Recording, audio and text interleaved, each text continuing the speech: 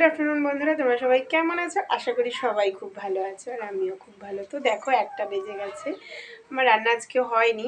দেখো, আমি ডিমের ঝোল করছি সয়াবিন আলু দিয়ে। এখানে আমি আলুগুলো বন্ধুরা আগে থেকেই ভেজে রেখেছি, আর এখানে আমি সয়াবিনটাও আগে থেকে ভেজে রেখেছি। ডিমগুলো ভেজে সাইডেই রেখে দিয়েছি।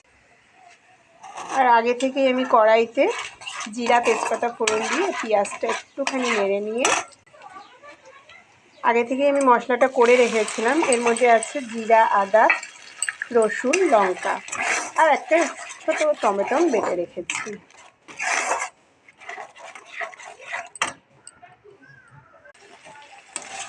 দেখো, আমি এখানে মশলাটা কষিয়ে নিচ্ছি।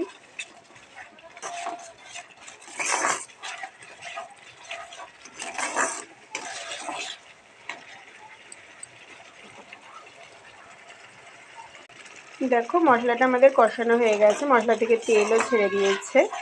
এবার আমরা আলুটা দিয়ে দেবো।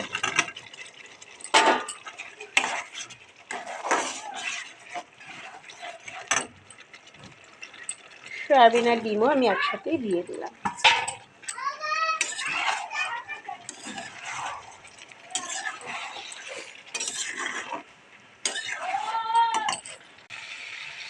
তো দেখো বন্ধুরা, আমার কষানো হয়ে গেছে, এবার আমি জল দিয়ে দেবো।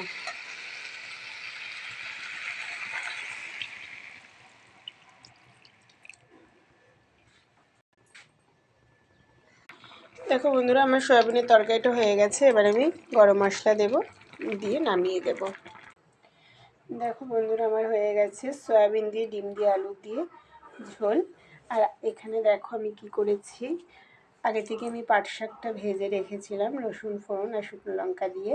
আর দেখো, এখানে কুমড়ো ভেজেছি, আর ভাত আমার আগেই হয়ে গেছে। তো টাটা বন্ধুরা, পরে কথা হবে। যদি তোমাদের ভালো লেগে থাকে তাহলে অবশ্যই লাইক শেয়ার কমেন্ট করে দিও।